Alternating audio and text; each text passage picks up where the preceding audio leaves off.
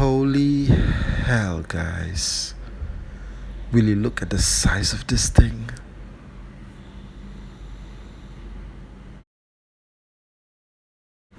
Hey guys, Ken here from the Retro Toyscapades channel. So Mattel employee Brit Shots recently shared some new images of the upcoming Jurassic World Brachiosaurus on her Instagram page. And we are so thankful that she did. Guys, this thing is absolutely jaw-dropping. Now I know I did a few videos on the channel previously talking about the role of the Brachiosaurus in the Jurassic movies, about how it never really had any crucial scenes or major action sequences of note, about how its main contribution was to open the first film with a "oh wow" moment when the visitors first arrive on the island, and to give a "oh no" moment in the last film when the island burned into the ocean. I also talked about how the Brachiosaurus is generally a benevolent beast, and it's not as cool as its other carnivorous meat-eating cousins. I speculated that kids might not feel as drawn towards owning it, the same way toys of other plant-eating dinos with tiny heads, such as the Stegosaurus and the Paralelophosaurus, are cluttering toy shelves at retail. But now, after seeing the final pictures of this thing, I think that every kid on the planet should own one.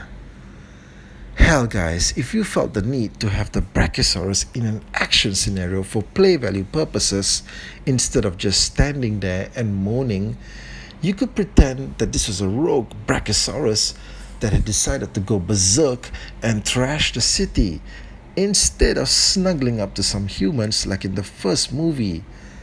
Or have it develop a taste for flesh and go on a rampage, killing and eating everything in sight.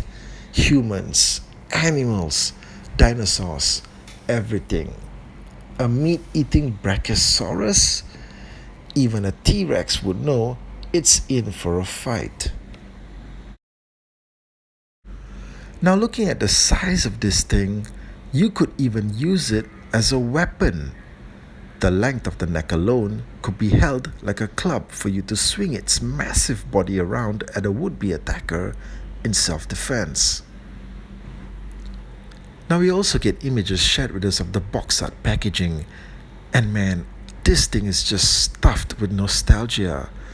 Guys, that first Jurassic Park movie is something that I personally have a lot of sentimental attachment towards. Now, for one thing, I watched that movie in theaters for the first time on my first actual legitimate date with my first girlfriend. Back in those days, there wasn't any social media, and you kind of had to meet people the old-fashioned way. I remember getting to know her from a photo I saw of her with some friends of mine. An actual printed Polaroid photo, that is. So I managed to get a number, and we got to talking over the phone for a few weeks before she finally agreed to meet me. And the first time I met her in person was in the theater for Jurassic Park.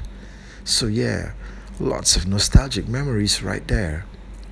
Okay, I didn't mean to sidetrack. Back to the box art, and Mattel has given us this show-stopping painted image of the first time we see the Brachiosaurus. In fact, the first time we see a dinosaur in full in the entire movie. Now, in the background, we even see the backs of characters that were there during that first encounter, including John Hammond, Ellie, and Alan Grant. No sign of Ian Malcolm though. I guess he was still sitting cozy in the jeep that brought them over and being too cool for this scene. Now, come to think of it, we never actually ever got a figure of park founder John Hammond, but this would have been a great opportunity to include him. Maybe Mattel might do that for a retailer exclusive of this. The painted box artwork is also a great homage to the classic Kenner Toys packaging of the original Jurassic Park toys.